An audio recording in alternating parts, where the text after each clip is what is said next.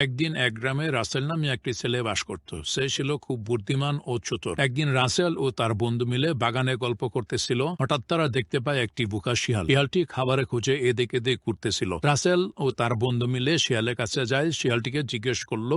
রাসেল বলল, শিয়াল ভাই, তুমি কি খুব ক্ষুধার্ত? শিয়াল বলল, হ্যাঁ, আমি খুব ক্ষুধার্ত। তুমি কি আমাকে কিছু খাবার দিতে পারবে? রাসেল বলল, অবশ্যই, কিন্তু তার আগে তোমাকে আমার একটি দাদার উত্তর দিতে হবে। শিয়াল বলল, ঠিক আছে, দাও তোমার দাদা। রাসেল বলল, বনের সব গাছের পাতা সবুজ, কিন্তু কোন গাছের পাতা লাল? শিয়াল হতভম্ব হয়ে বলল, আমি জানি না। শিয়ালের কথা শুনে রাসেলের বন্ধু বলল, এই প্রশ্নের উত্তর তো একদম সহজ। যে গাছে লাল ফল ধরে সে গাছের পাতাও লাল। শিয়াল মাথা চুলকাতে চুলকাতে বলল, এই প্রশ্নের উত্তর এত সহজ? রাসেল বলল, দেখলে, বুদ্ধি খাটালে সবকিছু সহজ হয়। যাও, এবার বুদ্ধি খাটিয়ে তুমি তোমার খাবার খুঁজে নাও। এই কথা বলে রাসেল ও তার বন্ধু চলে গেল গ্রামের দিকে। শিয়ালও চলে গেল তার খাবারের খোঁজে। বন্ধুরা, তোমরা যারা মজার মজার কার্টুন ভিডিও দেখতে চাও, আমাদের YouTube channel hour cartoon bike চ্যানেলটি সাবস্ক্রাইব করে পাশে থাকার বেল আইকনটি অন করে দাও।